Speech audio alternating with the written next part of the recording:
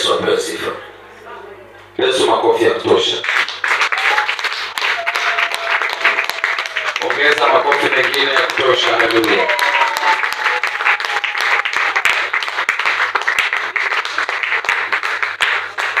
Asante sana. Nashukuru. Naomba ukae. Naomba ukae. Tusikilizane sasa.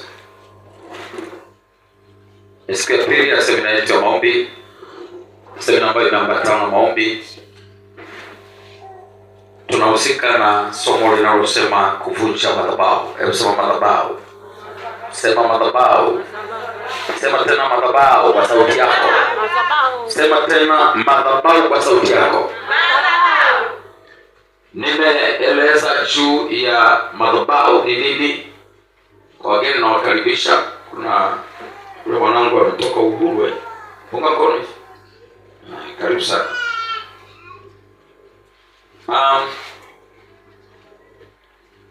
Nimeeleza madhabahu ni nini. Hebu sema madhabahu ni nini. Kama unaweza kuhitaji nikasema kitaka tafsiri maalum. Nimefundisha kwa kina sana huko nyuma kwenye notebook zenu nazo, kwenye notes zenu nazo. Nikasema kama unaweza andaa kitini kama hichi. Unakiona? Unakiona hichi? Kinaandikwa nguvu ya madhabahu. Somo lote liko hapa. Nikaeleza madhabahu ni nini. Tafsiri ya neno madhabahu kwanza kabisa nilieleze kithiolojia kwa sehemu fulani. Madhabahu ni neno la Kiswahili lililotokana na neno la Kiingereza liitwalo altar. Hebu sema altar. Altar au wengine wasema altare. Sasa limetokana na neno altar, na neno hili la Kiingereza altar lilichukuliwa kutoka neno la Kiebrania lenye linalotamkwa namna hii, lenye maana ya neno mizbeach. Hebu sema mizbeach. Makubwa. Ambalo maana yake ni mahali pa dhabihu. Hebu sema madhabahu ni mahali pa dhabihu. Natamani sana sauti yako. Hebu sema madhabahu ni mahali pa dhabihu. Okay. Hivyo inaweza kusemwa madhabahuni ni mahali popote ambapo dhabihu hutolewa. Mahali popote ambapo dhabihu inafanyaje? Inatolewa. Lakini pia jambo hili hajafahamika kwa wengi, hata kanisa halijafahamu bado kuhusu hii kitu inaitwa madhabahu. Jina la Bwana libarikiwe. Sasa hebu nisikilize. Zipo madhabahu za aina nyingi sana. Na maandiko yanasema watu wangu wanaangamizwa kwa kukosa nini? Maarifa. Madhabahu kama madhabahu au mizbeach ni nini? Moja, madhabahu ni mahali kwa jepesi, kwa haraka jepesi tunazoandika hivi. Ni mahali pa ulimwengu wa roho kujidhihirisha katika ulimwengu wa mwili. Ni mahali pa ulimwengu wa roho kujidhihirisha katika ulimwengu wa mwili. Hiyo ni madhabahu. Ndio maana tunakusanyika au tunakwenda. Sasa tunapozungumza namna hiyo, tunaposema mahali pa ulimwengu wa roho kujidhihirisha katika ulimwengu wa mwili, haina maana ni madhabahu tu ya kimungu. Siko aina nyingi ya madhabahu. Yaweza ikawa ni madhabahu ya Mungu au miungu. Hata wale nao wana madhabahu zao. Unatulia. Wana madhabahu zao. Na hizo madhabahu zina nguvu katika ulimwengu wa roho wao. Nao kuna kitu anachotafuta kwenye ulimwengu wa roho kwa huyo Mungu wao au miungu yao, ili idhihirishe matokeo katika ulimwengu wa mwili. Sasa kama mtu wa rohoni wa Mungu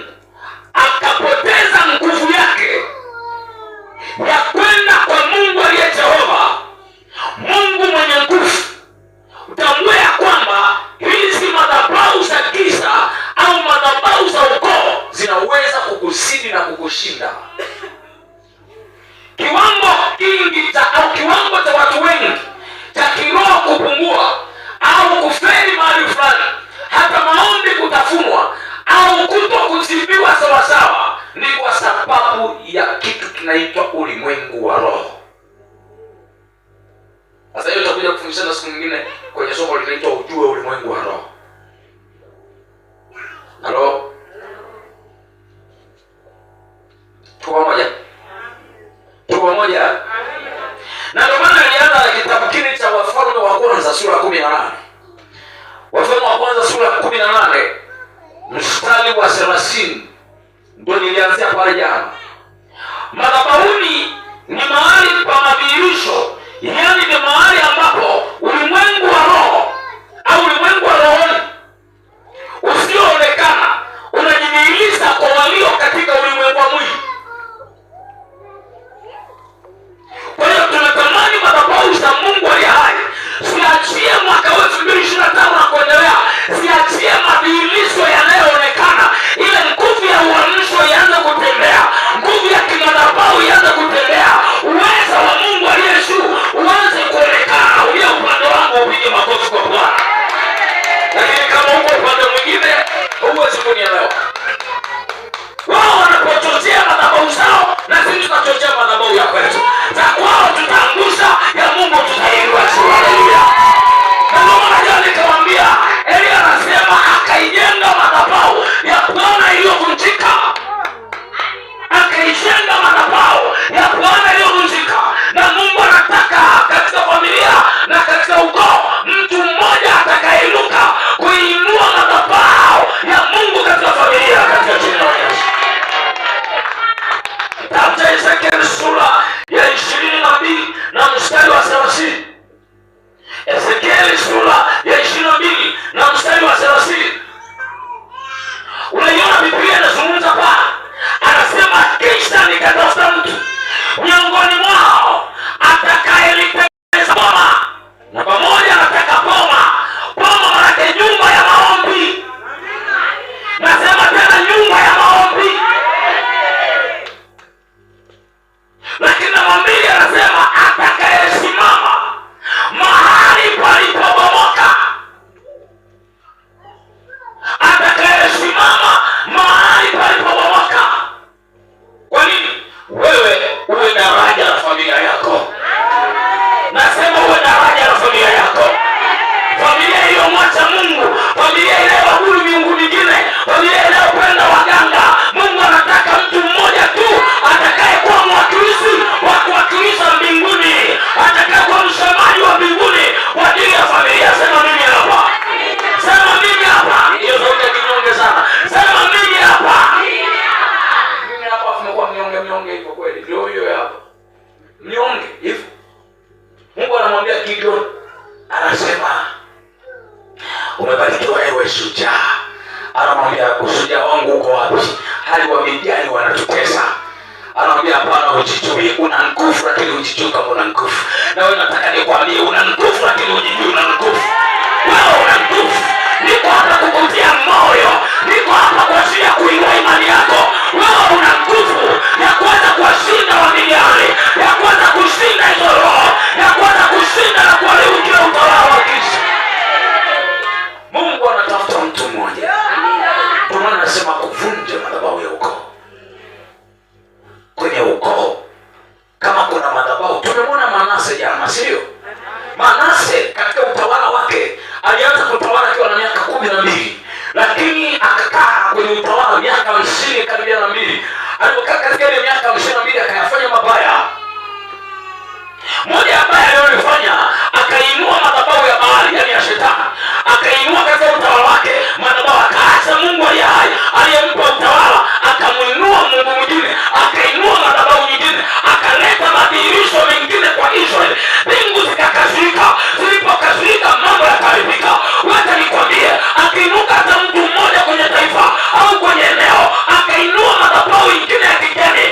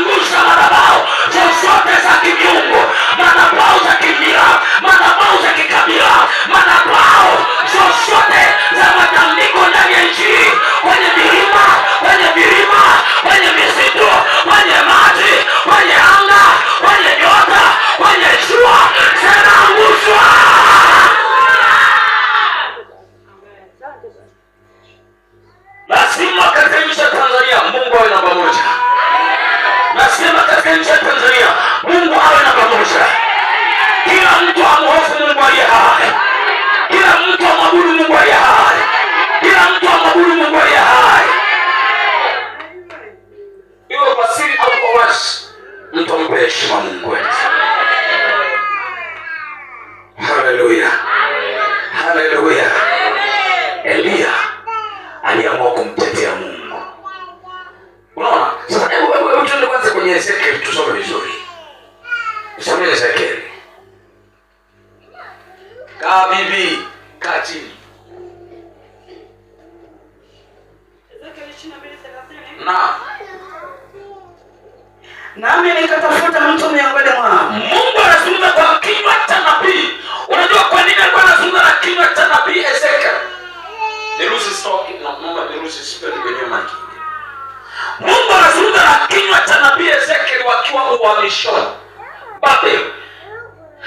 Wakati huo muda wa kukaa Babeli umeisha. Sema umeisha. Ndipo Mungu anazungumza na kinywa cha Ezekiel. Anasema hivi, kisha nikatafuta mtu miongoni mwao. Hebu sema miongoni. Sema miongoni. Mungu alikuwa anatafuta mtu kwa sababu gani? Muda wa kukaa utumwani umekwisha. Na wewe unataka kuzungumza muda wa kukaa utumwani umekwisha. Muda wa kukaa umaskini kwenye umaskini umekwisha. Muda wa kuwa na vichekecheke kwenye madhabahu ya Bwana umekwisha. Muda wa muumini kutokufanya kazi umekwisha. Kila mmoja lazima afanye kazi, kwa sababu unajua kuna ibada, kuna kumwabudu Mungu, na Mungu anataka dhabihu. Sema amina kama unasikia vibaya. Unajua watu wetu bwana, ili mmefundishwa kupewa, sio kutoa kwa Mungu. Mungu wetu ni mtoaji. Unapoongelea madhabahu unaongelea kutoa. Sema amen. Aibu sana kwa mtu mzuri kama wewe, umevaa vizuri kama hivyo, unatoa 200 madhabahuni. Aibu sana kwa kizazi. Tena kwenye madhabahu ya Mungu mwenye nguvu, anayekupa uhai. Naomba nirudie sentensi yangu ya jana, ukienda hospitali hakuna daftari la kujiandikishia la 200. Ulikuti. Wanaona daftari yenyewe shilingi ngapi? 1000. Au shilingi ngapi? 500. Kama sio 500, 800. Umeshavuka. Haki yako isipozidi haki ya daftari ya hospitali, uponi. Nasema uponi. Nasema uponi. Nasema uponi. Daftari tu hiyo. Daftari peke yake. Shilingi 500. Tuchukua kitu cha kawaida 500. Bado kujiandikisha shilingi 4000. Shilingi. Ujaenda kumwona daktari. Ujaenda maabara. Ujanunua dawa. Halafu kwa Mungu akupae wai, akupae pumzi, anayekulinda usiku na mchana, unalala usiku kama umekufa na hujui kama utaamka au vipi. Unachenji shilingi 500 upate 100 na 200, halafu peke kwenye hiyo madhabahu inayodhihirisha vitu vya roho, vikuletea vitu vya mwili, halafu nategemea Mungu akubariki siku moja ujenge nyumba. Sahau kabisa. Amen. Semeni amina afu usibadilike.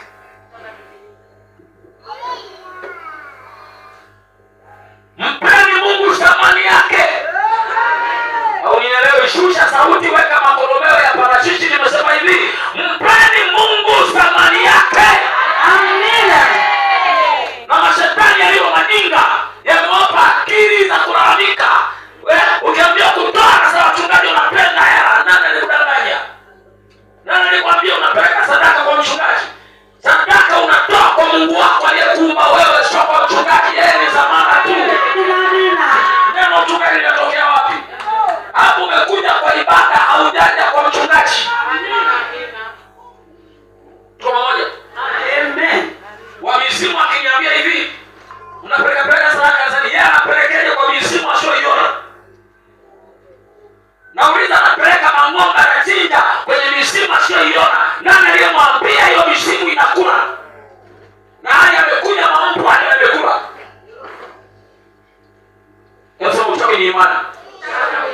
ibada ni imani. Imani yako ndiyo inayofungua ulimwengu wako wa kiroho. Narudia tena, imani yako ndiyo inayofungua ulimwengu wako wa kiroho. Ukitaka kuona mambo ya kiroho, ongeza imani ya kuamini Mungu Yesu. Kuna mtu mmoja hajanielewa bado. Nasema tena, kuna mtu mmoja hajanielewa bado. Angalia kitabu cha Waebrania sura 11 mstari wa 6. Waebrania sura 11 mstari wa 6. Unapoenda mbele za Mungu,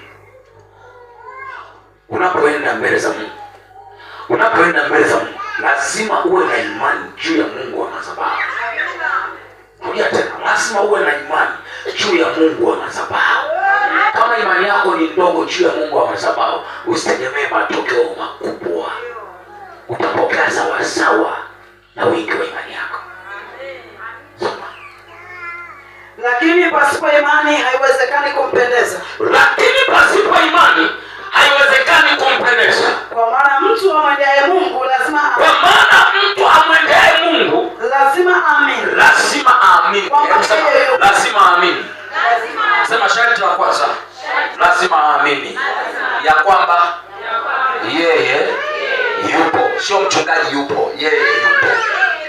Hebu sema imani kwa Mungu. Rudia tena, imani kwa Mungu. Yes. Jana katika vile vitu vinne nilivyokueleza, nikasema madhabahu ili iitwe madhabahu au ikamilike inahitaji vitu vikuu vinne. Cha kwanza ni madhabahu yenyewe. Cha pili ni mchungaji au kuhani wa madhabahu. Cha tatu sadaka ya madhabahu. Cha nne nikasema Mungu wa madhabahu. Hebu sema Mungu wa madhabahu. Narudia tena. Hebu sema madhabahu, kuhani wa madhabahu, sadaka ya madhabahu, au kwa lugha nyepesi tunasema dhabihu. Na tatu ni cha nne nini? Mungu wa madhabahu. Sema Mungu wa madhabahu. Hapo ndo panaitwa madhabahu. Lazima amini kwamba yeye yupo, na kwamba huwapa thawabu wale wamtafutao. Na ya kwamba huwapa thawabu wale wamtafutao. Sasa sikilize mwanangu, ukienda kwenye ibada kwa imani ya kumwamini mwanadamu, usitegemee matokeo kwa Mungu aliye juu. Naomba nirudie. Ukienda kwenye ibada, moyo wako na macho yako yanamtazama mwanadamu, yani mchungaji peke yake, kwamba yeye ndo ana majibu yangu. Wacha nikwambie, mbingu zitanyamaza, haziwezi kuitika. Cha kwanza, kama mchungaji, inua imani yako, mtazame Mungu peke yake kwanza. Ukimtazama Mungu alafu mtazame mtumishi wake. Unielewa ninachoongea? Hebu sema imani ya kwanza ni kwa Mungu aliye juu. Hata mchungaji abebe heshima ya Mungu. Sio, unanipata? Sio, unafahamu imeandikwa wapi? Mwaminini Mungu. Mwaminini Mungu, halafu mwaminini manabii wake. Mungu anawathibitisha, halafu manabii wake wanawafanikisha. Unaelewa imeandikwa wapi? Unaelewa imeandikwa wapi? Na nataka nijue nafundisha kila siku hapa. Mwaminini Mungu ndivyo mtakapothibitika. Anasema ikawa asubuhi na mapema, ndivyo anasema asubuhi na mapema, Yehoshafati mfalme akawakusanya watu, akawaambia, enyi Israeli, mwaminini Mungu ndivyo mtakapothibitika, na waaminini manabii wake ndivyo mtakavyofanikiwa. Mafanikio yako kwa watumishi wa Mungu aliye hai. Usijibu mimi sikuelewi, kama umekuja kutunyemelea hapo potee. Nasema hivi, mafanikio yako kwa watumishi wa Mungu aliye hai. Umeelewa nasoma kitabu gani? Nataka niwe kama huwa mnashika maandiko au hapana. Umeelewa nasoma kitabu gani? Na mtapekwa mpaka asubuhi mpaka jioni. Hamtapata kama ushikaji, yani ukifika unafikia madaftari nyumbani. Mungu wewe. Saidia sana. Na mtahangaika sana. Na stadi kitabu. Asante mwanangu, pigeni makofi na mpe na soda. Nyakati Wakati wa Pili sura ya 20 mstari wa 15 mpaka wa 20, pointi inayosoma iko wa mstari wa 20.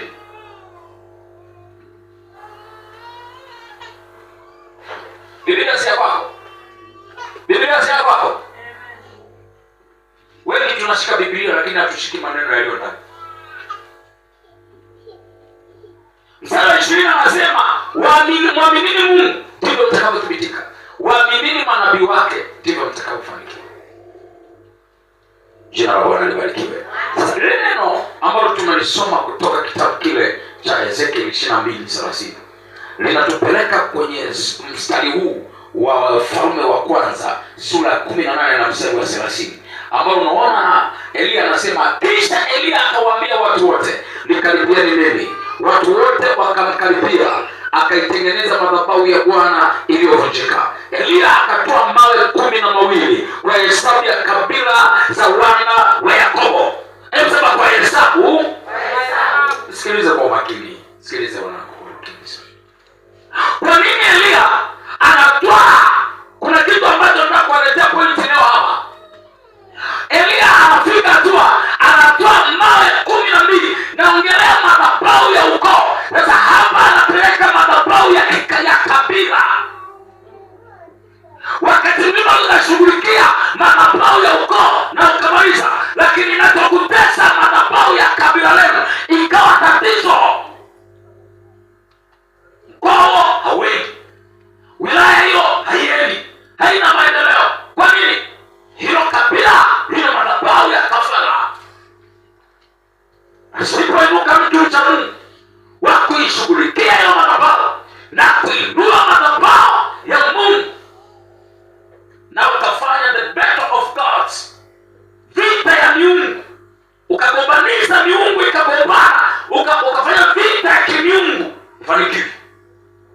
Kwa mfano hili anga linahitaji Mungu kwa bidii sana, anga la Njombe. Sawa? Kuna imani za kupanda na sana kwa sababu ya aina ya madhabahu ambayo iko. Biblia inasema akatoa mawe 12 kwa hesabu ya kabila 12 za Israeli. Unaona? Anasema hivi, aliyechiliwa na neno la Bwana na kuambiwa, jina lako litakuwa Israeli. Naye akaijenga madhabahu kwa mawe hayo katika jina la Bwana. Akafanya mfereji kama vipimo 2 vya mbegu ukiizunguka madhabahu. Kisha akazipanga zile kuni, akamkata yule ng'ombe vipande, akaviweka juu, akamkata yule ng'ombe vipande, akaviweka juu ya kuni. Akasema, jazeni mapipa 4 maji, mkayamwage juu ya sadaka ya kuteketeza na juu ya kuni. Akasema, fanyeni mara ya pili. Akasema, fanyeni mara ya tatu. Wakafanya mara ya tatu. Yale maji akaizunguka madhabahu, akaujaza mfereji maji. Ikawa wakati wa kutoa dhabihu ya jioni, Elia nabii akakaribia akasema, Bwana Mungu wa Ibrahim, Bwana Mungu wa Ibrahim na wa Isaka na wa Israeli, na ijulikane leo ya kuwa wewe ndiwe Mungu katika Israeli, na ya kuwa mimi ni mtumishi wako, na ya kuwa nimefanya mambo haya yote kwa neno lako. Unisikie Bwana, unisikie, ili watu hawa wajue ya kuwa wewe Bwana ndiwe Mungu, na ya kuwa wewe umewageuza moyo wa kurudie. Nami naamuru Bwana ageuze moyo wa ndugu zako, familia zako, wamrudie Mungu wa Yesu katika jina la Yesu aliye hai. Nasema Mungu ageuze kazi ya madhabahu na kazi ya sadaka, ni kugeuza moyo wa mtu. Mrudie Mungu wako aliye hai. Utoapo sadaka zako, Bwana kazikumbuke, akaokoe ndugu zako.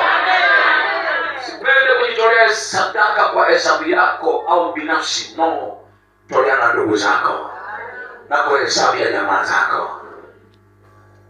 Haleluya. Anasema ndipo sema madhihirisho ya madhabahu.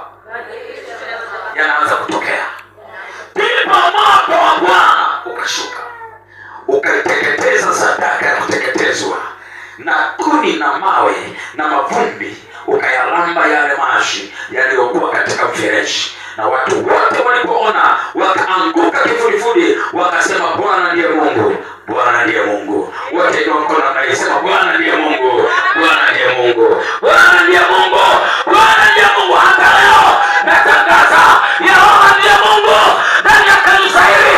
Yehova Shammah ndiye Mungu wa kuabudiwa. Haleluya!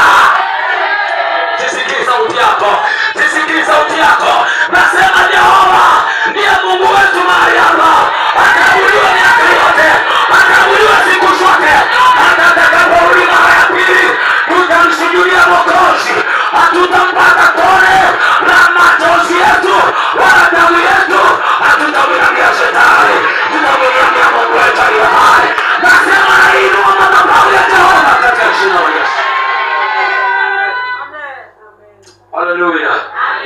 Baada ya kukupa maana hii, naomba niendelee kwenye pointi niliyoiacha jana ya kuhusu madhabahu ya giza. Sema madhabahu ya giza.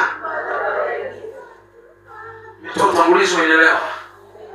Nilieleza kipengele cha kwanza mpaka si ndio? Nikasema madhabahu ya giza ni sehemu ambapo mawakala wa Shetani hujiimarisha na kupata nguvu. Kwa hiyo kama wao wanaenda kwenye madhabahu zao, wanaenda kujiimarisha na kupata nguvu, na sisi tunapokuja hapa kwenye madhabahu ya Mungu, tunakuja kujiimarisha na kupata nguvu. Tukitoka hapa tunazo nguvu. Tuna nguvu za biashara, za kwenye biashara, tuna nguvu kwenye ndoa, tuna nguvu kwenye kazi, tuna nguvu kwenye maeneo yote katika jina la Yesu. Naelewa sema. Anasema madhabahu ni mahali pa kuimarishwa. Nilikata tamaa na hiyo katera. Nilivunjika moyo na tiwa moyo. Nasema nilikata tamaa na hiyo katera. Nilivunjika moyo na hiyo katera. Haleluya, haleluya. Haleluya, haleluya. Bwana atatuimarisha tena. Nasema Bwana ataimarisha roho yako. Bwana aimarisha nafsi yako. Bwana aimarisha huduma yako. Bwana aimarisha kiroho chako. Sema naimarika katika jina la Yesu. Sema naimarika katika jina la Yesu. Bwana aimarishe maombi yako. Aimarishe kufunga kwako. Aimarishe kusoma kwako Biblia. Aimarishe kumjua Mungu. Haleluya, haleluya. Sema naimarika katika jina la Yesu. Sema siamuoni mchungaji anatoa jasho na hamjui vitambaa vinalala wapi.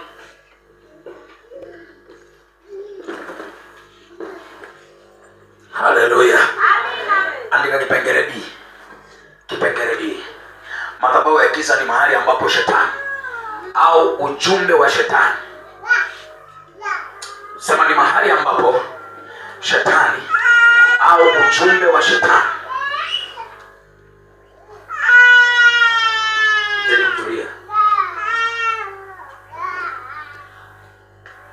Madhabahu ya giza ni mahali ambapo Shetani au ujumbe wa Shetani hukutana, au wajumbe wa Shetani hukutana na wanadamu wanaompenda Shetani ili lifanyike jambo la kishetani.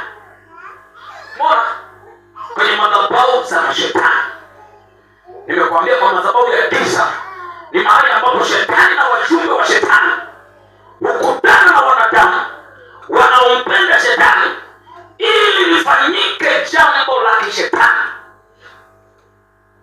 Tunaposema kuvunja hapa, tunavunja ajenda za kishetani na vikao vya kishetani na kila miliki ya shetani na wajumbe wa kishetani na wanadamu wanaompenda Shetani wapigwe na kuharibiwa. Hata kama uko hapa na wewe mwenyewe ni mjumbe wao, na kikao mmoja wapo mwezi huu ushuhudia, nasema upigwe. Nasema upigwe. Ukiona mila zinashuka, ujue kuna mahali unamiliki ya kwao. Maana kuna watu nasali nao saa nyingine wana mahirizi. Hata una hirizi, ujue ni mjumbe wao.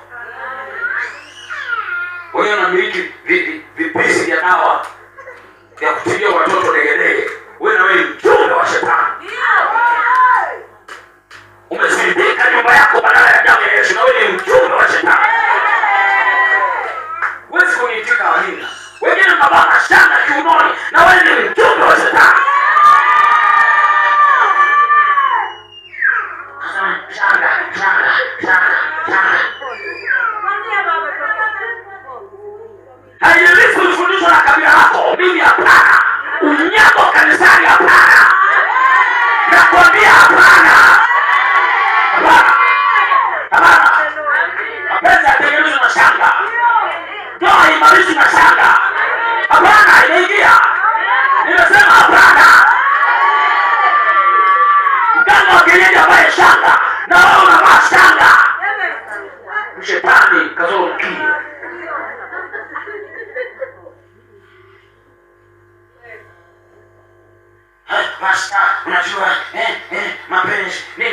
uganga, ushetani, yanajaa madini mle.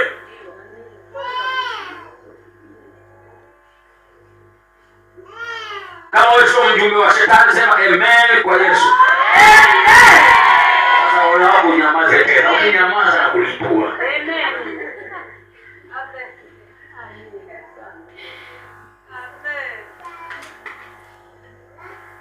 Nimesema madhabahu ya giza ni mahali ambapo shetani au wajumbe wa shetani hukutana na wanadamu wanaompenda shetani ili lifanyike jambo la shetani. Wanapenda kufanya vikao vyao Jumamosi, wanafanya vikao vyao mwanzo wa mwaka, mwanzo wa mwezi, Ijumaa, wajadili kwa ajili ya Jumapili. Nasema ibada zao ziharibiwe. Nasema ibada zao ziharibiwe. Unaweza kuwa wajumbe wako wengi, hata kama ni muongo, wewe ni mjumbe wa shetani. Unachongesha wenzio, wewe ni mjumbe wa shetani.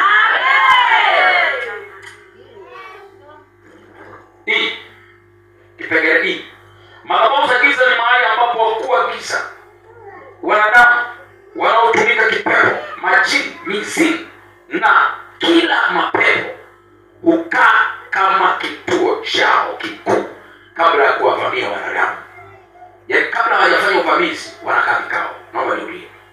Madhabahu za giza ni mahali ambapo ni mahali ambapo wakuu wa giza, wanadamu, wakuu wa giza mkato, wanadamu wanaotumika kipepo mkato, majini, mizimu na kila mapepo hukaa kama kitu chao kikuu. Wanakaa kama kituo chao kikuu kabla ya kuwavamia wanadamu.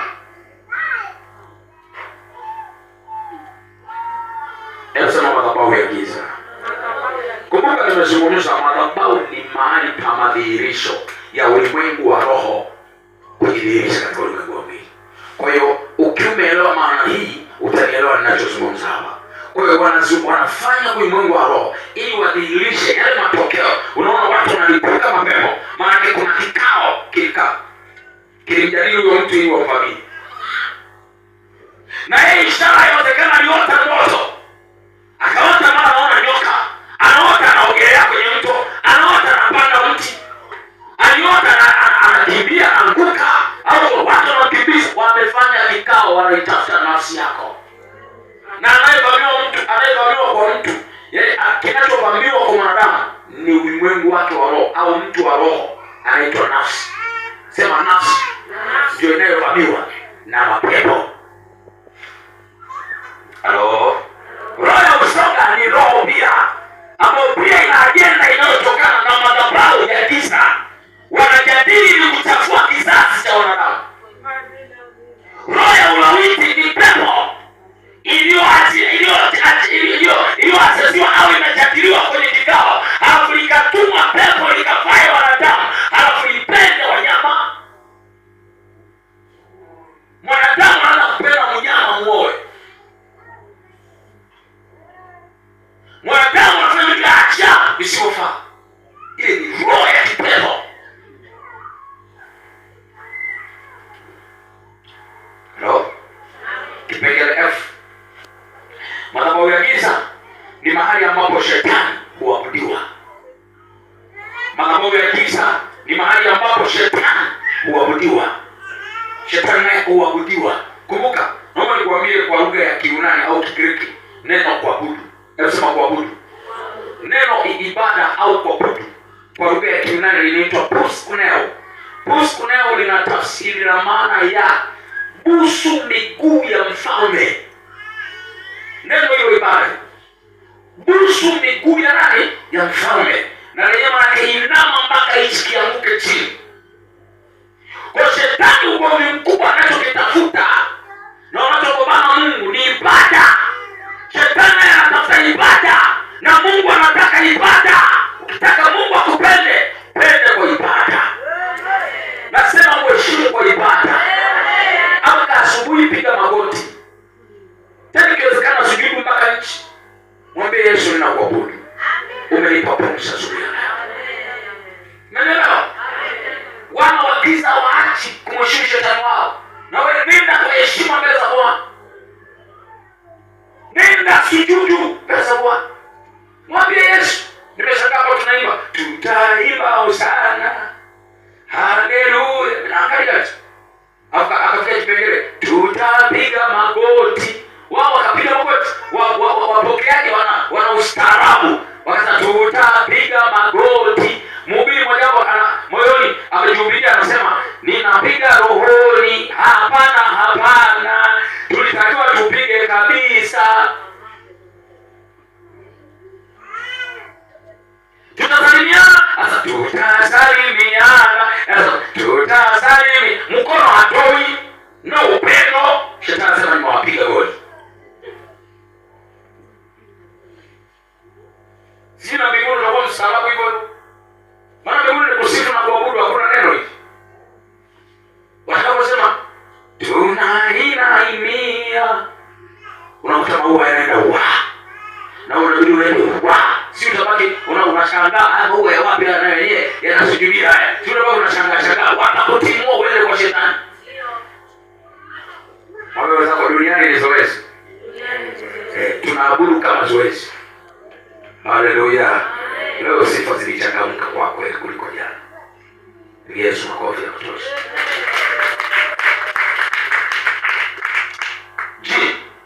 Kipengele hiki, madhabahu za giza ni eneo linalotengwa na mawakala wa kuzimu kwa ajili ya kutolea kafara.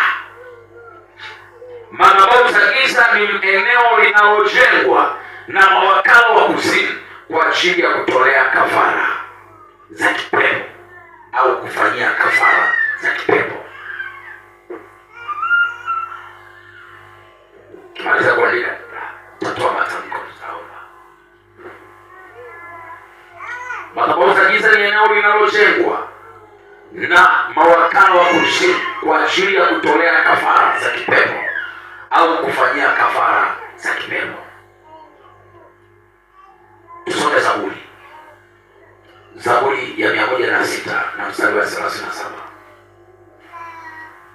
Nimesema madhabahu za giza ni eneo linalojengwa na mawakala wa kuzimu kwa ajili ya kutolea kafara za kipepo au kufanyia kafara za kipepo. Hebu sema kafara kwa lugha nyepesi, kwenye mabano sadaka. Sasa neno sadaka watu wamelipunguza. Kafara ina nguvu. Ukisoma tafsiri ya Kiswahili cha zamani, kile cha toleo la kwanza kabisa kinasema tambiko. Sema tambiko. Anasema Habili na Kaini wakamfanyia Mungu tambiko. Kwa hii madhabahu za giza maana ni mahali ambapo wanajenga kwa ajili ya kufanyia tambiko la kipepo au kafara za kipepo. Tusome Zaburi ya 106 na mstari wa 37. Biblia inasema hivi: nao walitoa wana wao na binti zao kuwa nabii kwa mashetani. Nao walitoa wana wao na binti zao kuwa nabii kwa mashetani. Sasa kuna wakati neno msikilize, unaweza kushangaa umezaliwa kwenye familia fulani, halafu unashangaa kuna tabia inawatawala haiondoki. Wote mnapitia kwenye tabia inayofanana. Kuna hili lazima muangalie mtangulizi aliyewatangulia. Ndio neno linasema kwenye Maombolezo sura ya 5 na mstari wa 7, baba zetu walifanya dhambi na hawapo tena, nasi tumeyachukua maovu yao. Sasa nini kinachotokea? Ni kwamba kile kinachotokea au matokeo yanayotokea, familia kufungwa, kuna mtu yawezekana aliinua madhabahu na akatoa kafara. Anaweza siwachinje, ila alipeleka aina ya sadaka, akapeleka kwa mganga, akapeleka na majina yao, akawafunga washolewe, akawafunga wasizae, akawafunga wazalie nyumbani, akawafunga waachike kwenye ndoa. Ndio anasema walitoa wana wao na binti zao kuwa dhabihu kwa mashetani. Na wengine nisikilize, wanatoa dhabihu za binadamu, wanatoa kafara za binadamu ili atajirike. Anaua mwingine ili atajirike. Ni ushetani. Nasema ni ushetani. Na tazama mali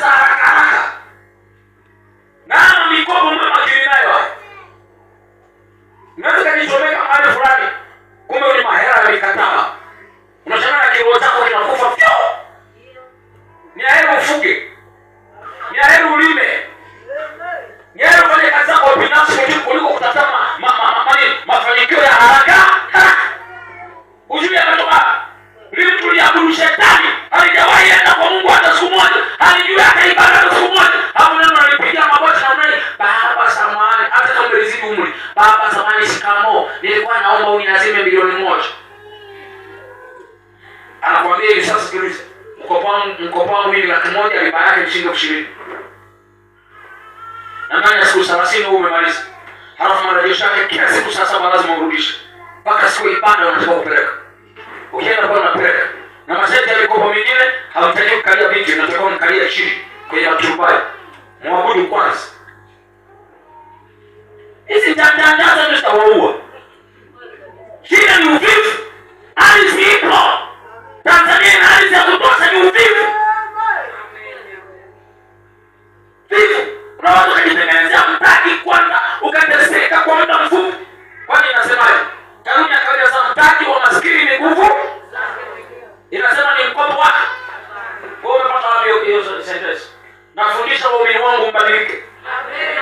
Nafundisha watoto wa Mungu mbadilike. Nguvu zako ni mtaji wako. Ukipanda maharage leo nikana cheki maharage imepanda wiki iliyopita. Sijui wiki 2 3 sijui. Leo hayo yanataka kuanza kutengeneza maua. Hayana muda mrefu mbio. Yanakimbia mbio.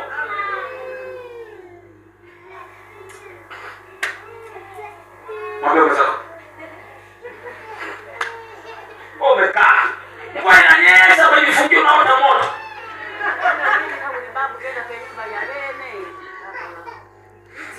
Halo?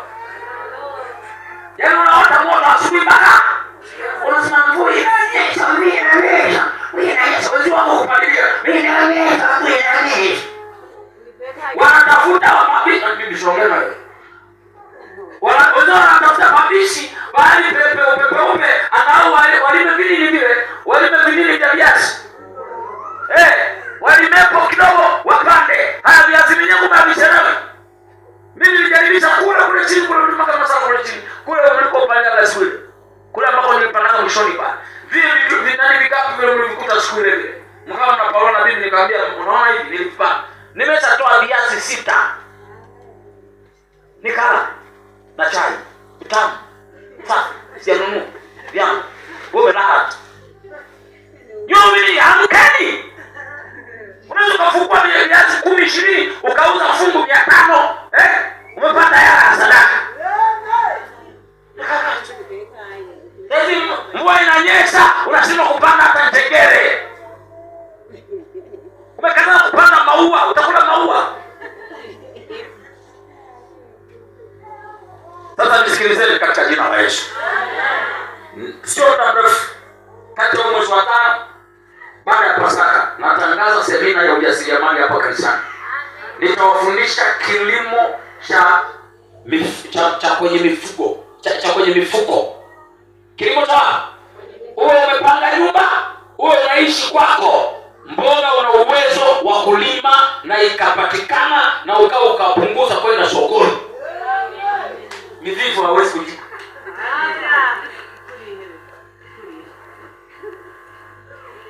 Mnataka angalia biashara, wote tunafanya biashara, nani atanunulia mwenzi? Nauliza nani atanunua mwenzie? Ni kama na wakemea lakini ukweli. Ndio. Na baada ya semina yangu wale wako lete nia hapa sana. Wale wako lete nia hapa. Naona kagua. Alafu tunatoa hivi kapu tunataka tuondoe hivi. Nataka tuchonge box ambao litafungwa alafu linakuwa na katombo kadogo kama wanapofanya wenzetu. Ili unapoweka weka hivi. Halo? Andika hivi. Madhabahu za giza ziko katika makundi mengi.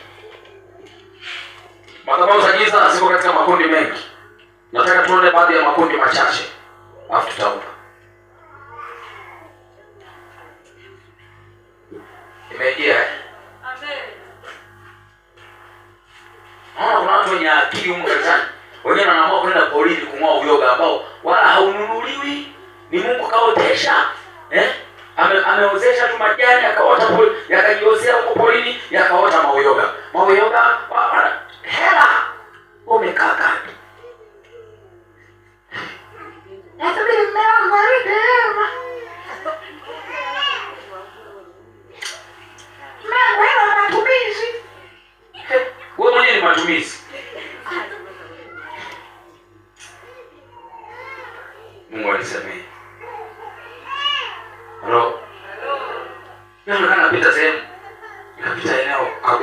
fulani sehemu fulani. Katika ile eneo kuna eneo moja la binti yangu kwenye nyumba yake pale. Leo ndio unasafishwa vizuri nini? Pana kainoka uwazi kazuri, hapana haraka. Ya leo wala kesho. Mimi naomba nikatu. Wanataka kusema walime apande tategelea kuna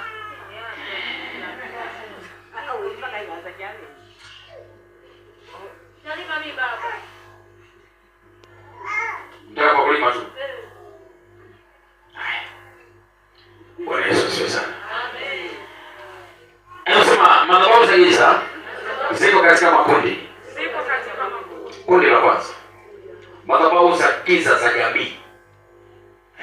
Madhabahu za giza za jamii. Anasema madhabahu za giza za jamii.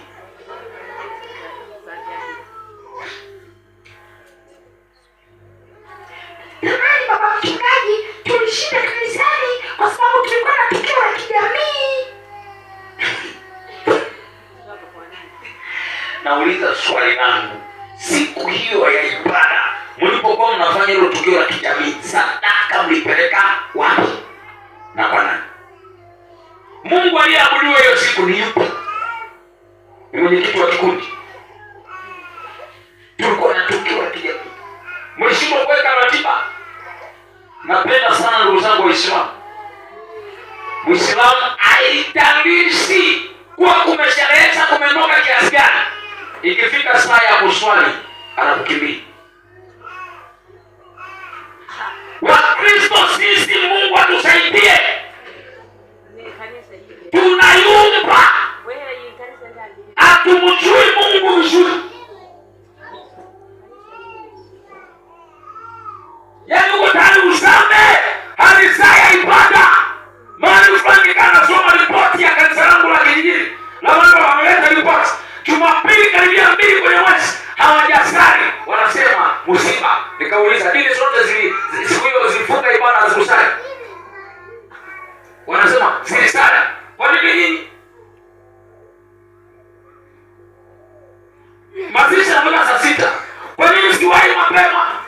Mkaabudu au mkawahi kwenye mazishi?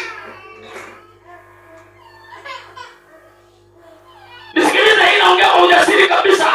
Na mahali pote hata nikiwa wote nikishiriki vikao vya serikali, huwa nawaambiaga ni kweli msimu umetokea siku ya ibada, ni heri tufanye ibada, mazishi yafanyike baada ya ibada, au la sivyo yawahi yafanyike haraka, watu wawahi kwenye ibada zao. Sikilizeni watu wa Mungu, nyinyi mnaibiwa rohoni pasipo kujua.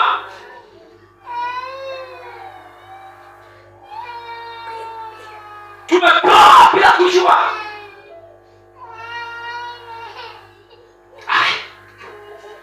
Nisikilize. Tunaposema madhabahu za jamii, tuna maana ya familia. Tunasema familia, ukoo au kabila. Familia, ukoo au kabila. Unakuta saa nyingine kikao cha ukoo kimepangwa Jumapili. Hawasamani baba mchungaji, sitakuja ibadani, tuna kikao cha ukoo.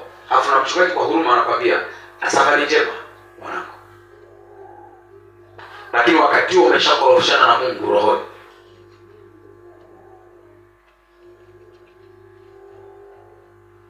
Ukoo au kabila. Kabila linaweza likawa lina ibada zao, lina mila zao, desturi. Unaona kuna baadhi ya makabila, sio sawa kusema kabila la Wabena lina chief, kabila la Wahehe lina chief, kabila la Walinga lina chief, sio lina chief. Maana hiyo ndio ukoo. Mkubwa wa kabila. Maana kuna mila na madesturi yako ndani. Hivyo kama unatokea katika jamii hiyo, inakupasa sana kujitenga na madhabahu za giza za jamii hiyo. Sawa? Unapaswa sana kujitenga na madhabahu za giza za jamii hiyo. Hizi zinaweza kuhusisha kabila au ukoo na kadhalika. Mawakala wa shetani wana mbinu nyingi za kufanya ili watu wa ukoo huo au jamii hiyo waunganishwe na madhabahu hiyo ya giza. nyingi sana. Soma kitabu cha Hesabu sura 25. Uone Israeli waliharibikiwa padogo sana. Roho ya uzinzi kaingia ndani yao, roho ya uharibifu kaingia ndani yao, kwa sababu ya kualikwa kwenye chakula cha sadaka. Hesabu 25 mstari wa kwanza. Basi Israeli akakaa Shekemu. Kisha watu wakaanza kusini pamoja na wanawake wa Moabu. Kwa kuwa walialikwa hao watu waende sadakani. Sadaka walizowachinjia miungu yao. Watu wakala chakula. Wakaisujudu hiyo miungu yao. Ikawa Israeli kujiungamanisha na Baal-Peori. Unaliona hilo neno? Ikawa Israeli kujiungamanisha na Baal-Peori. Kila unapoenda mahali, iwe kwa mganga, umejiunganisha na mganga. Jina lako usimaliacha pale. Umeenda mahali ambapo wanaabudu hizo roho, umejiunganisha, umekula chakula chao. Na chakula kinacho chenye nguvu kinachounganishaga sana watu ni nyama. Sema nyama. Nyama. Hawa mchungaji ongea yote nyama. Mwenzako nihurumie nyama. Napenda sana nyama. Kwa nini nyama? Damu. Sema damu. Damu ina muunganiko mkubwa sana. Utaona nitakapofanya deliverance siku ya Jumangapi? Jumamosi. Utaona watu watakapokuwa wanatapika. Maroho ya vyakula uliojipatanisha nayo, tabia fulani haikuwepo ndani yako, ilizaliwa baada ya chakula fulani kuzaliwa kwa kukula. Haijalishi ni sherehe ulialikwa, lazima muulize Mungu saa nyingine. Omba. Hata kwenye michango, sikilize, umeletoa kadi. Kadi ya mchango inasoma double 50,000, single 30,000. Unaona juhudi ya kuitafuta mpaka ukatoe ili uende ukumbini. Halafu sadaka haijawahi kutimia kwenye hela.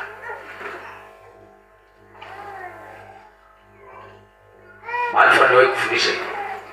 Ukiona kama familia unayoitolea hiyo mchango ni kama uielewi, ni kama ina ibada nyingine, ni aheri useme hivi, mimi nitatoa vinywaji. Yaani toa vitu kama ni mchele, waambie nitatoa mchele wenye thamani hii. Nitatoa hivi. Ili washindwe kukupatanisha. Kwa sababu wanaweza hela yako umechangia, unakuta tayari kwenye kamati. Wapo watu mnaokaanga kwenye kamati hapo. Unakuta kwenye kamati mnaanza kuweka makundi haya mawili. Anawaambia bila. Sisi pombe hapana. Tutengeneze VIP. Bia zitanyotwa kwa siri. Na hela yako imenunua bia. Afu bila usimpe jirani yako kileo. Hapo vipi? Tangu hapo kioo chako kina nyumba. Mojawapo ya njia za kuunganishwa au njia za kuunganishwa na madhabahu za giza ni kupitia vitovu wakati wa kuzaliwa. Mojawapo ya njia za kuunganishwa na madhabahu za giza ni kupitia vitovu wakati wa kuzaliwa. Ili eneo ni mtambuka sana. Mpaka leo bado hizo mila zinafanyika.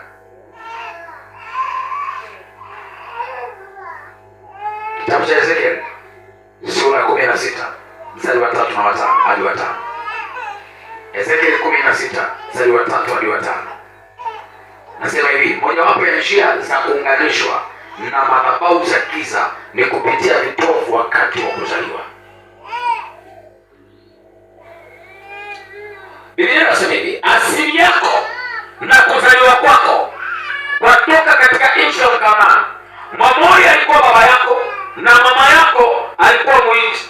Na katika habari ya kuzaliwa kwako, siku ile uliozaliwa, kitovu chako hakikukatwa, wala hukuoshwa kwa maji usafishwe, hukutiwa chumvi hata kidogo, wala hukutiwa katika nguo kabisa. Hapana jicho lilokuhurumia ili kukutendea lolote la mambo hayo kwa kukuhurumia, lakini ulitupwa nje uwandani, kwa kuwa nafsi yako ilichukiwa katika siku ile uliyozaliwa. Hebu sema, roho ya chuki na roho ya kukataliwa haianzi ghafla, inatengenezwa siku unazaliwa. Kuna watu mlishakataliwa tangu unazaliwa, na ndio maana uwe makini sana kutamka maneno kwa mtoto, hata kwa mama mjamzito. Yule mtoto anasikia, unaanza kumtusi mama na mtoto yuko tumboni. Yule mtoto unamnyanyapaa, hata azaliwe ni kweli atakupenda, lakini umemtengenezea alama ya roho kukataliwa. Ofisi yoyote utaenda atakataliwa, popote utaenda atakataliwa. Yule ni kwenye ndoa ananyanyaswa. Kwa nini? Tangu asili ya kuzaliwa. Anaanzisha biashara inagoma. Najua kufanya biashara, marufuku kufunga biashara. Nipita kwa binti yangu pale, nikuuliza kwa nini duka linaporomoka, urudishe ile duka lirudi. Wewe ongea wewe. Usikubali kushindwa. Saa nyingine maroho ya ukoo, maroho ya kifamilia yanawavuta nyuma ili urudi kawaida. Mimi hii mizimu ina tabia ya kukuonyesha nani kwenu aliwahi miliki duka kama haya. Ndio manini unaweza sasa sikia. Sasa wanakujaje? Hayo maroho ya kwenu yanakujaje dukani kwako? Mapanya yanaingia, mapanya dukani kwako yanakuja yanashanga, yanang'ata sabuni kidogo, yanang'ata mbeki kidogo, yanang'ata, tunashanga. Hii ndio nini? Ni kwani walikuwa wanafulia pumba. Hii nini? Wanasema nini? Yanaharibu. Ng'ata soda huko, yaani ng'ata hii unasema pale, jamani wananisumbua pale. Mimi si ya kwani makutaka yetu. Inavuruga kila kitu. Unavaa suti, siku kishona suti. Niulizane mimi nilipitia kwenye mashindano magumu. Miaka hiyo ndo naanza kumiliki suti. Unamiliki suti, roho ya kale ya kwenu unakuta inaharibu suti yako. Kama tutakalia kiti, kuna viti vile unakumbuka vya mbao vile viti vya mbao vya misumari. Mimi kwa sinema, vile viti vya misumari. Unaona misumari kwa haukuzama vizuri. Unasimama hivi.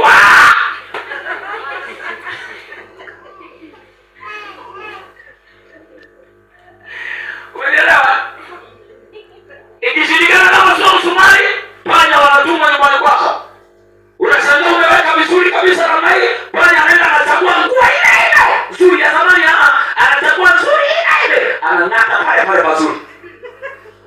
Wanaona nayo unapata baridi inaingia. Unataki panya. Ukienda kuweka kiraka, haiitwi nguo mpya tena. Inaitwa nguo ya kiraka. Imamkono kusema katika jina la Yesu. Ninazipinga roho za ukoo, roho za kifamilia zinazoshindana na mimi kuniharibia uchumi wangu, kuyaharibu maisha yangu, kuharibu ndoto zangu, kuharibu elimu yangu, katika jina la Yesu.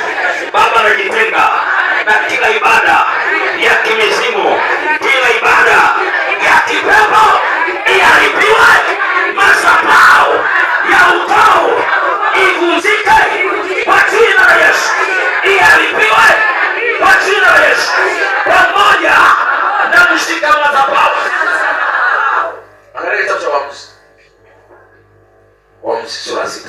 Tunaomba hapa, nimeona kitabu hichi tusome Waamuzi sura 6. Angalia mstari kuanzia wa 25. Madhabahu ya ukoo inayomilikiwa na mkuu wa ukoo.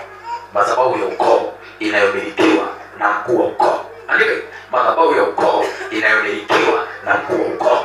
Madhabahu ya ukoo inayomilikiwa na mkuu wa ukoo. Sasa mkuu wa ukoo ni nani? Mkuu wa ukoo ni nani?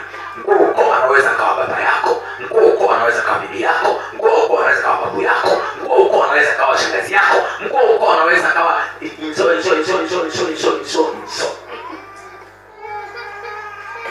Ukisema mambo ya end, vitu haviendi. Tatizo ni nini? Mkuu wa ukoo alishawalimit wote, hapasi kutoboa. Soma. Ikawa usiku huo Bwana akamwambia, mtoe ng'ombe yaani ng'ombe wa pili wa miaka 7, wa miaka 7, ukaiangusha madhabahu ya bahari, ukaiangusha madhabahu ya bahari alionayo baba yako. Leo tunaipiga madhabahu ya mzee Yoash. Hebu sema madhabahu ya Yoash. Ukizungumzia madhabahu ya Yoash, unazungumzia madhabahu ya kifamilia, yaani kuanzia baba, kuanzia bibi, kuanzia wewe, unapiga. Jana tulikuwa tunapiga Manase. Manase ni mtoto.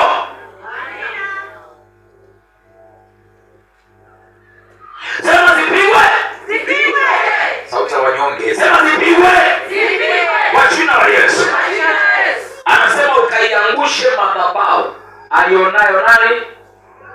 Baba yako. Sasa Gideoni huko nyuma, hii madhabahu ilikuwa inafanya kazi gani? Gideoni anasema sisi ndio ukoo maskini. Sema maskini. Kazi ya madhabahu ya babake hii ilikuwa imeshika umaskini kwenye familia. Gideoni anaona wao ni maskini, duni, watu wasio na vyeo, watu ambao hata jeshini hawapo, watu wasiojulikana. Mungu aliingilia kati. Tabia ya Mungu ukimheshimu, anaingilia kati mahali ambapo wewe ulikwama. Anaweza kaingia kinyume cha utaratibu, akampandisha Gideoni hata kama ana mazoezi ya mgambo, hata kama ana mazoezi ya jeshi. Akamwambia wewe ni hodari, na leo nakuambia wewe ni hodari. Nasema wewe ni hodari mwanangu, wewe ni hodari. Mungu akikusudia kumwinua mtu, lazima atamwinua bila kujali ni nani yuko nyuma yake. Usiogope watesi wako, usiogope maadui zako, usiogope wangapi wakupingao, usiangalie ni wangapi wanaozuia, usiangalie wangapi wanakupinga na wanasema nini. Hebu sema mimi ninaweza tu. Napenda neno moja tu la Gideoni. Akasema nitawezaje kuwashinda Wamidiani? Mungu akamwambia nenda kwa uwezo huo ulionao. Na mimi nataka nikwambie nenda kwa uwezo ulionao. Unaweza kuwa tajiri. Unaniambia kwa mtaji upi? Anza hivyo hivyo ulivyo. Nasema hivyo hata ulivyo wewe. Nimesema hivyo hivyo ulivyo. Hivyo hivyo ulivyo unaweza maisha kuyabadilisha. Hivyo hivyo ulivyo unaweza kubadilisha historia ya familia yako. Hivyo hivyo ulivyo unaweza familia yako ikabadilika. Hivyo hivyo ulivyo ukabadilika jina lako. Jina haitakuwa maskini tena. Tangu pale Gideoni hakuitwa maskini tena. Aliitwa shujaa wa vita. Aliitwa hodari wa vita. Aliitwa komando wa vita. Aliitwa mwenye kumiliki. Aliitwa mwenye kutawala. Leo nilikuwa nasoma habari za Yusufu. Mungu ana njia nyingi sana za kumkumbuka mtu. Yusufu ambaye alikuwa ni mdogo ambaye hatazamiki, aliuzwa utumwani. Ninaikumbuka habari moja, wakati anawatabia wenzake wale waoshaji wa mfalme waliokuwa gerezani pamoja, anawatafsiria ndoto, anawaambia hivi, naomba na bibi mnikumbuke. Alafu akamsahau.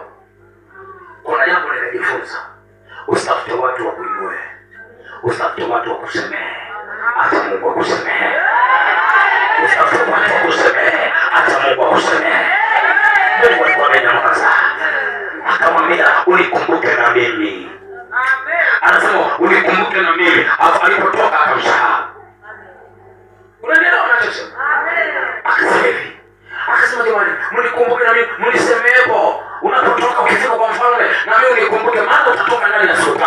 Ukifika huko na mimi unikumbukepo. Nisemee kwa mfalme, waambie kule kuna Yusufu kule, kaka jamani Kaebrania, kaliuzwa, akaletwa huku. Mimi sio Misri mimi. Mimi nitokana jieleza, usijieleze kwa watu. Jieleze kwa Mungu anayejua yote. Mungu anajua hatima yako.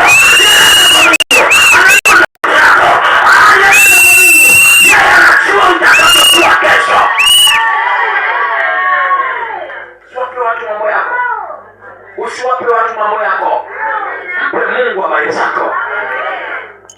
Pamoja na kuwapa wale watu habari, lakini wakamsahau. Wamebarikiwa wakamsahau. Kuna watu uliwasomesha, leo hawakukumbuki. Kuna watu uliwasaidia mitaji, leo hawakukumbuki. Kama mwanangu yule pale alipokuwa na hela, aliwasaidia wengine, wamejua kufanya biashara na walikuwa hawajui. Leo hawamkumbuki, hata lita mchele hawampi. Wanadamu sio watu. Wana uwezo kubadilika dakika mbili, lakini Mungu habadiliki. Nasema Mungu habadiliki.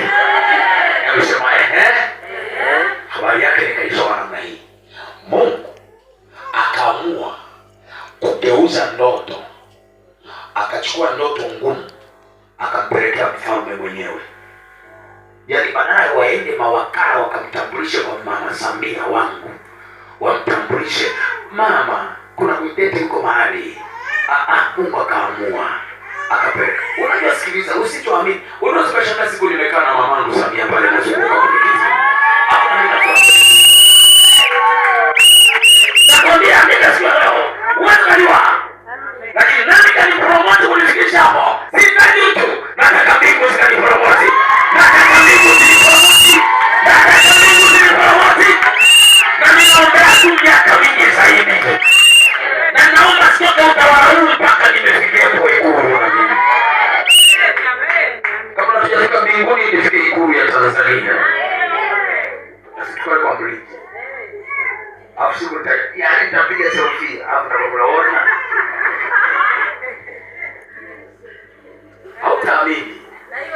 Tunasubiri tu wetu bingwa ambao hatujui. Hata hapa unajua kuna paradiso ambayo iko hapa duniani hapa. Kubwa na nipigwe. Na suti na shona nyingine mpya.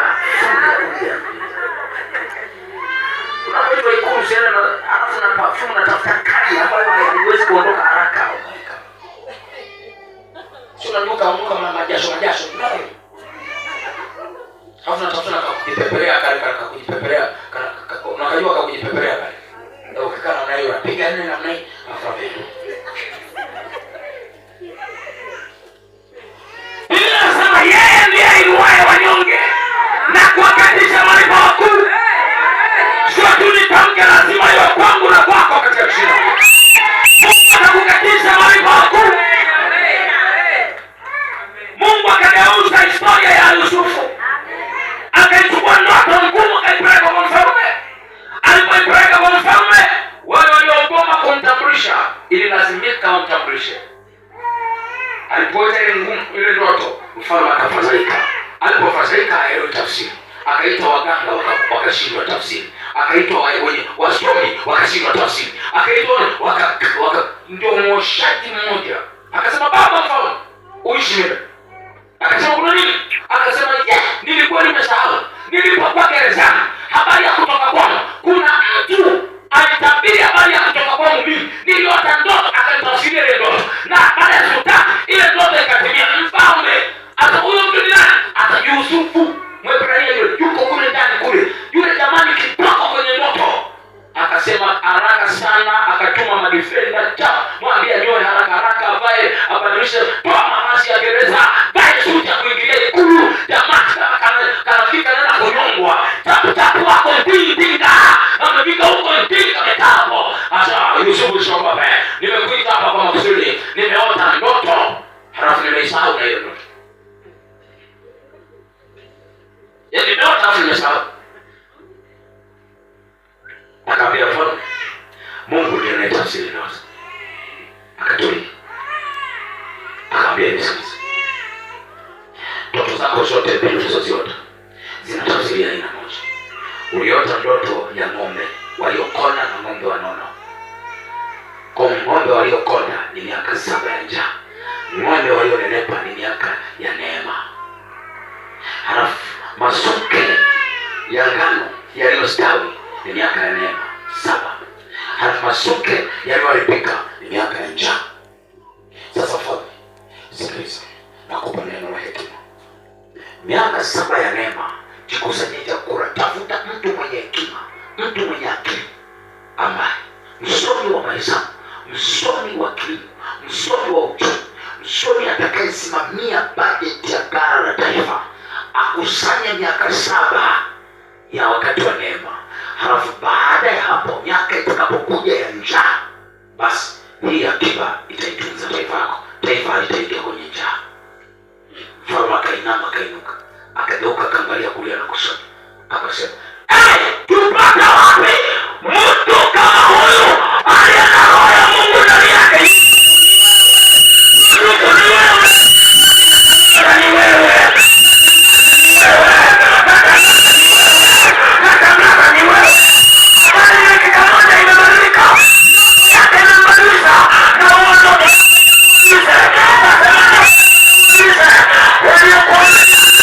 Wasikuone kesho kabla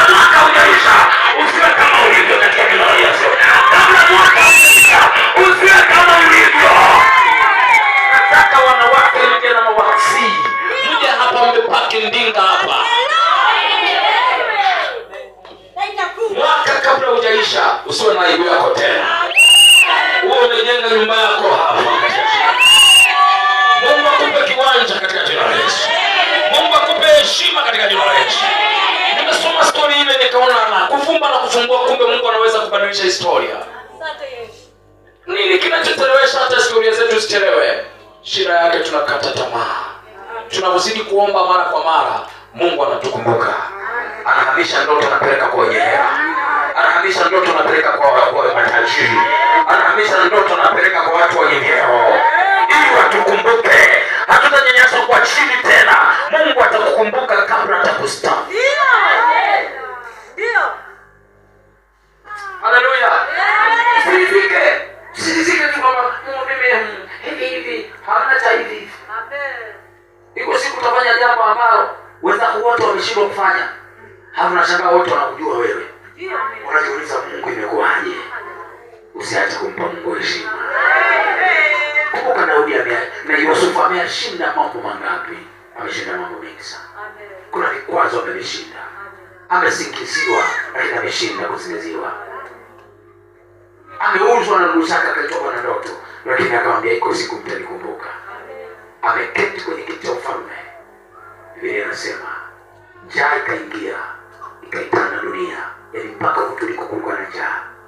Ndipo wa Israeli mzee Yakobo akatuma watoto waende Misri kutafuta chakula. Wamesikia habari Misri ndio kuna chakula, wanaenda kule. Yusufu anaona watu wale wanakuja wako 11, wa 12 hayupo ndo yeye akawatambua wote. Hapo akamwambia wale wanaopima chakula, akamwambia wapimie, wajazie, waongezeni kipimo. Waongezeni kipimo. Wakaongezea rafasa kwenye gunia lile dogo. Ile gunia lile la mwisho lile. Atakalo bebo ile bwana ndogo. Naomba nichukulie bilauri. Chukulie glass nzuri ya kwangu naipenda. Fikia mbele. Inajapa. Halo. Unajua nini watu wanatafuta? Alikuwa anatafuta njia ya kujitambulisha watambue. Lakini bado hawakumuelewa. Tunaita lugha ya Araba. Wakaficha mbele. Yule alikuwa ni mdogo wake wa mama mmoja, Benjamin. Baada ya hapo ndio mdogo wake wa mwisho. Walipoweka wanatoka tu, akatuma maskari, nifuatieni wale watu waliobeba mizigo hapa, wamebeba bilauri yangu. Fika kawasimamisha kama mnaitwa na waziri, mmechukua kwenye magunia yenu, mna bilauri mmeichuma. Hapana, atakayepatikana achukuliwa au mtumwa. Wanalopoka wajui. Kufungua ikakamatwa kwa mdogo. Akamwambia mliposema timu nalokuwa tu. Mtoto wa kwanza nani? Ruben. Akasema itakuwa hivi tena. Kwa mzee kaeleza nini mimi? Nini kwa mzee? Wakarudi kule. Yusufu akasema huyu anawekwa ndani. Atabaki hapa. Ninyi nendeni. Tutaeleza nini kwa mzee? Maana mzee kwa watoto 12, mtoto anajieleza kwa anayejieleza. Kuna saa utatoa siri kwa anayetoa siri. Yeye atatoa siri kwa mwenye siri. Yaani anaelewa chote. Alikuwa na watoto 12, akamwambia huyo mmoja tumemuuza na tujui yuko hai au yuko hai. Wao wamepigwa upofu, hawaelewi chochote. Leo usijihukumu kwa maisha ulionayo, usijihukumu kwa hali ulionayo. Iko siku waliokusahau watakusalimia kwa heshima. Waliokusahau watakuheshimu. Waliosema umekwisha, takuomba Mungu tusife. Takuomba Mungu nisiondoke duniani. Mwambie Mungu naomba nisife, mpaka adui zangu waone baraka zangu, waone baraka zangu, waone mafanikio yangu, waone uchumi wangu, waone maendeleo yangu. Hebu simama ulipo.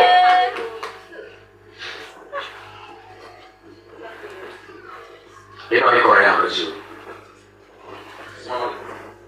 Geuka kwangu. Huyu uko vipi? Mimi naongea na huyu. Kazi. Sema Bwana Yesu. Bwana Yesu. Sauti yako. Bwana Yesu. Bwana Yesu. Ninakuja mbele zako. Ninakuja mbele zako. Kwa roho ya toba. Kwa roho ya toba. Natubu kwa ajili ya familia yangu, ukoo wangu, ndugu zangu,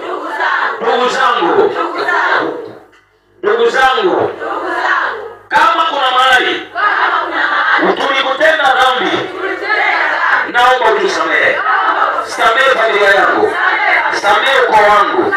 Kama kuna mahali walifanya ibada ya kimila ikatupoteza na uwepo wako, naomba utusamehe.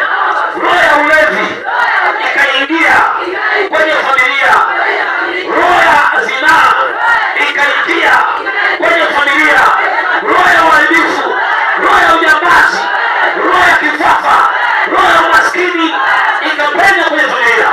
Leo naomba Yesu tusaidie katika jina la Yesu. Neno lako linasema katika Zaburi ya 11 na mstari wa 3, ikiwa misingi imeharibiwa